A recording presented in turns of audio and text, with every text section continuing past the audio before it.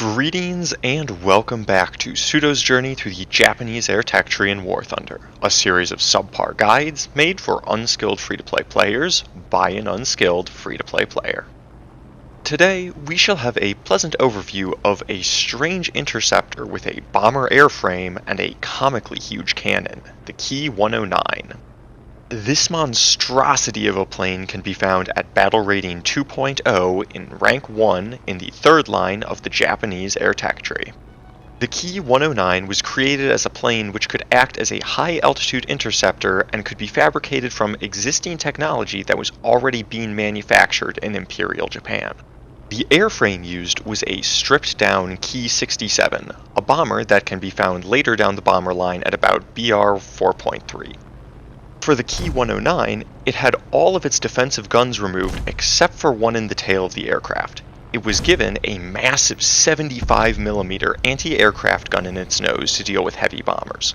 These characteristics lead to some very interesting gameplay in War Thunder.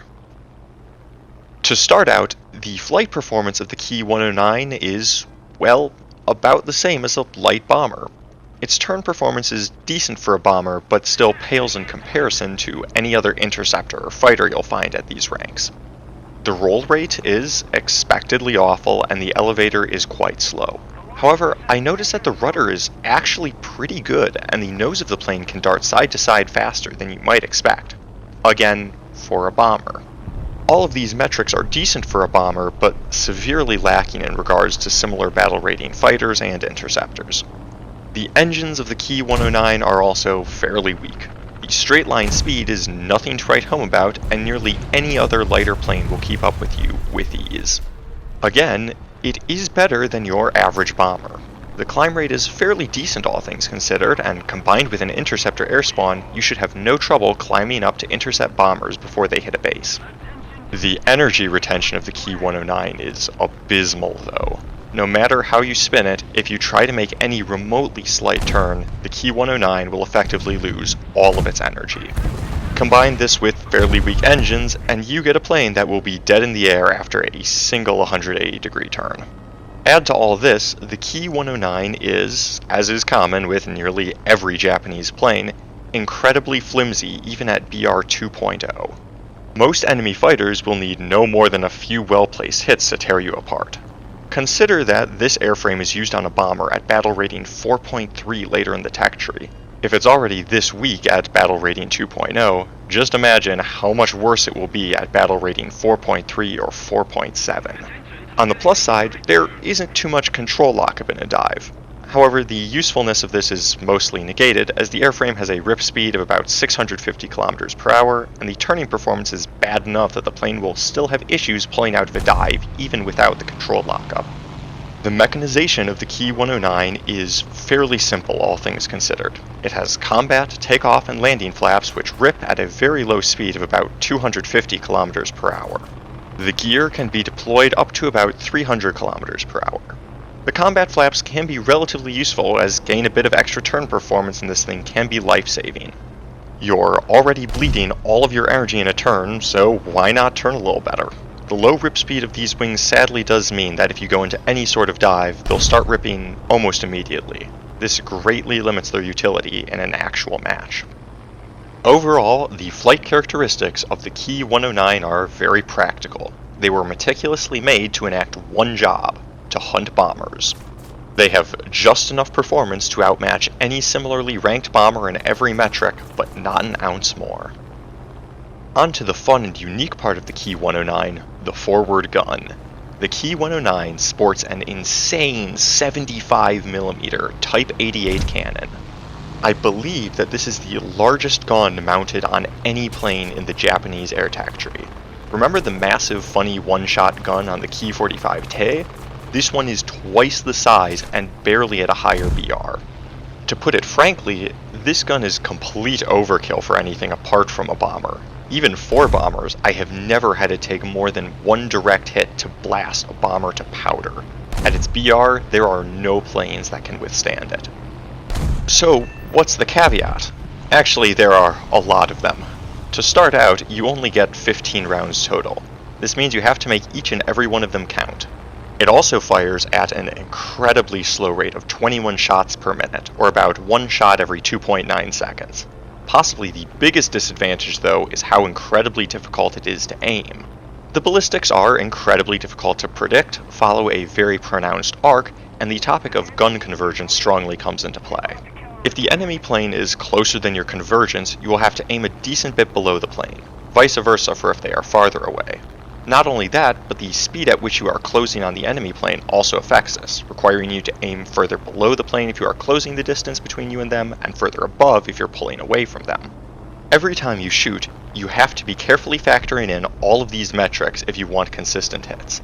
This means that you will be unlikely to hit a shot if the opponent is doing anything but flying in a straight, level line perfectly in front of your nose. In the end, this gun is one where you really just have to spend a lot of time playing around with it to build up a gut intuition as to when to pull the trigger. It is a lot more based on the principle of, that looks about good, than anything more concrete. You do get several different belts on the 75mm cannon. Oddly enough, you should use the ground targets belt in air battles and the armored target belt in ground battles. The ground targets belt is pure HE, which will utterly decimate any aircraft. The armored target belt will allow you to annihilate any ground target in one hit at this rank, pretty much no matter the armor.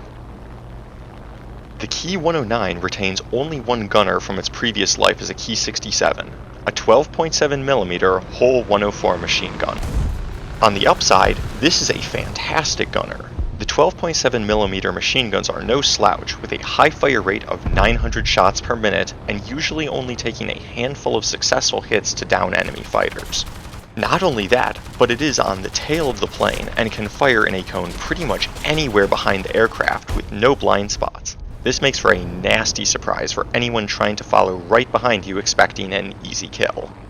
I will note that the housing for the turret is one that rotates to allow for the gun to get a desired angle, so horizontal movements will frequently require the gun to loop around to get there, meaning that it will take a bit longer to line up shots than you might hope if the enemy is making large and erratic movements.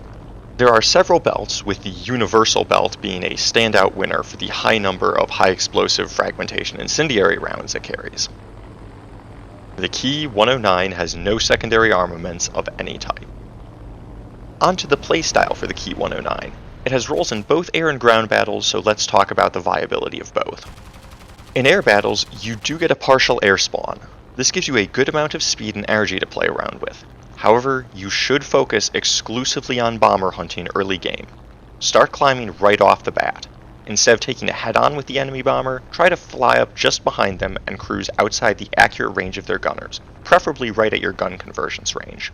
I found that about 600 meters or so works fairly well for me. From here, start trying to adjust your speed to match theirs to make the shot easier. Assuming they have made no maneuvers, you can start firing on them. Remember, you have limited ammo, but one shot is all it takes. After clearing out any bombers, you'll likely have more height than nearly anyone else. However, you can't dogfight and you have a very tricky gun to use. I recommend boom and zooming enemies which are already low energy and distracted in turn fights with your teammates. Don't try to engage in the turn fight. Dive down, take a shot or two which you will likely miss, climb back up, rinse and repeat until you've most likely run out of ammo. Once you get good with the gunner, you can start luring enemies into a climb right behind you and pick them off. Do remember that you must be efficient, as they will have little trouble shooting you down once they get guns on target. In ground battles, I've found the Ki-109 to be incredibly difficult to use. Scoring a direct hit on something as small and far away as a tank is nearly impossible. Not only that, but the incredible difficulty to control the plane means that you will likely be unable to line up a shot if they move at all. You also frequently have a hard time pulling up if you start diving, meaning that you will likely crash if you try to take more than one shot on a target before pulling up. This means you likely won't have time to adjust your aim and try again based on a first shot if you're diving towards an enemy. If you can get a hit with the armored targets belt, it should pop any target with no issues. The ground targets belt can destroy the tracks of some vehicles or even take out open-top tanks on a near miss. However, there's a catch specifically to the armored targets belt. It costs an additional 158 spawn points to take them over the ground targets belt, bringing you up to an insane cost of 638 spawn points if you choose to take them. For a plane which you will have a hard time scoring a single hit with, this is completely unreasonable in my opinion. The biggest issue in ground battles, though, is neither spawn points nor the cruel embrace of the Earth, though. It is the anti-aircraft. This is a massive, flimsy, slow plane which you need to fly incredibly close to the ground to attack enemy units. This means that you are pretty much the perfect target for anti-aircraft systems. I found myself getting absolutely melted even by the very early anti-aircraft systems. The enemy players don't even need to be particularly accurate to take you out of the sky, and one shot will do plenty to send you to the grave. All of these factors combined make this plane very hard to master in ground battles. However, if you can get incredibly good with the gun and avoiding AA fire, this can be quite the lethal plane in the hands of a true master, having 15 shots, each one a possible one-hit kill against an enemy. However, that level of skill is far beyond any I have. The visuals of the Ki-109 are a bit strange to say the least. It looks like a large bomber, but also has a large bump on the top which always reminds me of a beluga whale. It is definitely a unique airframe to say the least. There are two skins, the default of which is a medium dark tan with a few red, white, and yellow accents on it. The second is a green spotted camo, which looks okay, but is locked behind Golden Eagle purchase. Overall, it sure does not make for a real looker of a plane. The cockpit of the Ki-109 is sad. Remember, I really never play first person, so this is all a subjective view from somebody who has no idea what they're talking about. It is an unmodeled bomber cockpit with horrible visuals.